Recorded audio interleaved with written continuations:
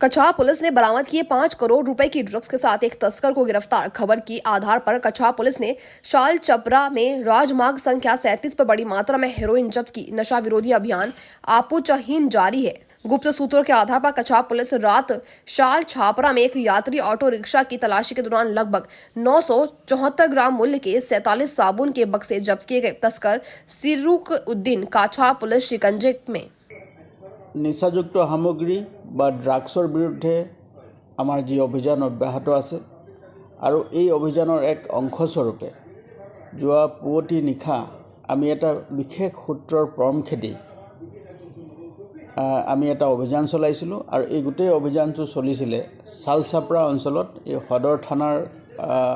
সদৰ থানাৰ এলেকাধীন চালচাপৰা অঞ্চলত নেশ্যনেল হাইৱে 37 নেশ্যনেল হাইৱেত এটা অভিযান চলিছিলে আৰু এই অভিযান কালত আমি এখন অটো ৰিক্সা আৰু অটো ৰিক্সাখন বাঘা ধলাই অঞ্চলৰ পৰা আহি আছিল।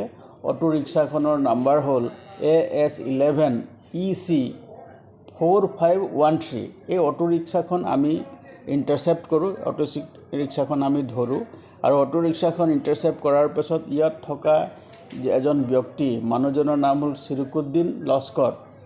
চিৰুকুদ্দিন Laskar 24 years, son of Rafikuddin Laskar. Dhalai অঞ্চলৰ হাৱাইথাং নামৰ গাঁৱৰ তেওঁ ব্যক্তি।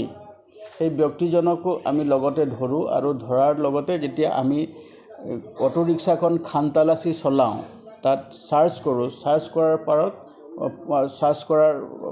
চাৰ্চ কৰোঁতে আমি 47 numbers of soap cases, মানে 47 numbers of চাবোনৰ বাকচত সাসপেক্ট টু বি হিৰোইনছ থকা আমি পেকেট জব্দ কৰোঁ আৰু সেইখিনিক আমি তাতে জব্দ কৰাৰ লগতে আমি সেইখিনিত যিখন অটো ব্যৱহাৰ কৰিছিলে এই নিচাযুক্ত সামগ্ৰীখিনি সৰবৰাহ কৰিবৰ কাৰণে সেই গাড়ীখনিকো আমি তাত জব্দ কৰোঁ আৰু গোটেই অভিযানটোত আমি যিটো আমাৰ পৰিমাণৰ আমি লাভ কৰিছোঁ, যিটো হিৰোইন আমি লাভ কৰিছোঁ, তাৰ পৰিমাণ হ'ল 974 grams।